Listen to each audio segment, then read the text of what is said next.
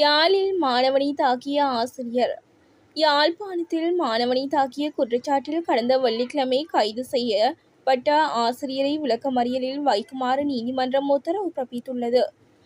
மல்லாகம் நீதவான் நீதிமன்றம் இந்த உத்தரவை பிறப்பித்துள்ளதாக வட்டுக்கோட்டை காவல்துறையினர் தெரிவித்தனர்.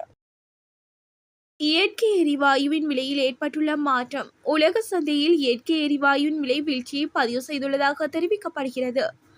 அதன்படி இன்றைய தினம் இயற்கை எரிவாயுவின் விலை 3.76 அமெரிக்க டாலராக பதிவாகியுள்ளது. இதேவேளை சர்வதேச சந்தையில் மசகு எண்ணெயின் விலை இன்றைய தினம் சற்று அதிகரிப்பை பதிவு செய்துள்ளது. நாட்டை முன்னேற்றுவதற்கு எவ்வித தடைகளும் கிடையாது. நாட்டை முன்னேற்றுவதற்கு எவ்வித தடைகளும் கிடையாது என ஜேவிபியின் பொதுச் செயலாளர் ரில்வின் சில்வா தெரிவித்தார். இதுவரை காலமும் உள்ளூராட்சி மன்றங்களை நிறுவுவதில் சிக்கல்கள் காணப்பட்டதாக தெரிவித்தார்.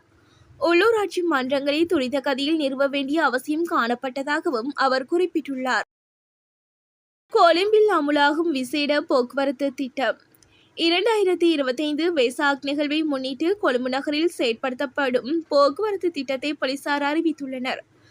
அகில இலங்கை பௌத்த மகா சங்கத்தினால் ஏற்பாடு செய்யப்பட்டுள்ள பௌத்தலோக வெசாக் வலயம் இன்று முதல் 14ஆம் தேதி வரையிலும் கொழும்பு ஹுனுப்பிட்டிய ஹங்காரம விகாரையும் பிரதமர் அலுவலகமும் இணைந்து ஏற்பாடு செய்யும் புத்தரஷ்மி வெசாக் வலயம் இன்று முதல் 16ஆம் தேதி வரை நடைபெறவுள்ளமை விசேட அம்சமாகும்.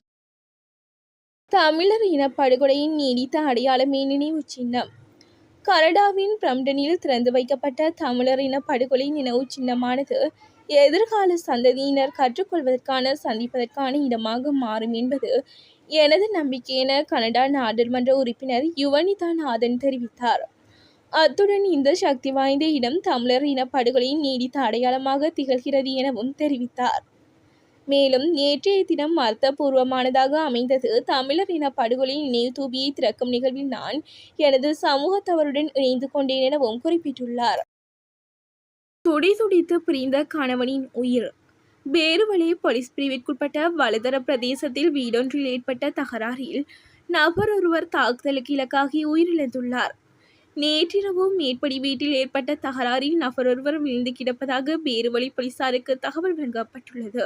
இதனைத் தொடர்ந்து சம்பவ இடத்திற்கு விரைந்த போலீசார் காயமடைந்தவரை பேருவளை வைத்தியசாலையில் அனுமதித்த போதிலும் அவர் உயிரிழந்து விட்டதாக தெரிவிக்கப்படுகிறது. பாடசாலை மாணவி உயிர் மாய்ப்பு. கொழும்பு கொட்டாஞ்சேனையில் உயிரை மாய்த்த பாடசாலை மாணவியின் மரணத்திற்கு நீதி கோரி ஜனாதிபதி அனுரகுமார திசாநாயக்கவிற்கு கடிதம் ஒன்று அனுப்பி வைக்கப்பட்டுள்ளது.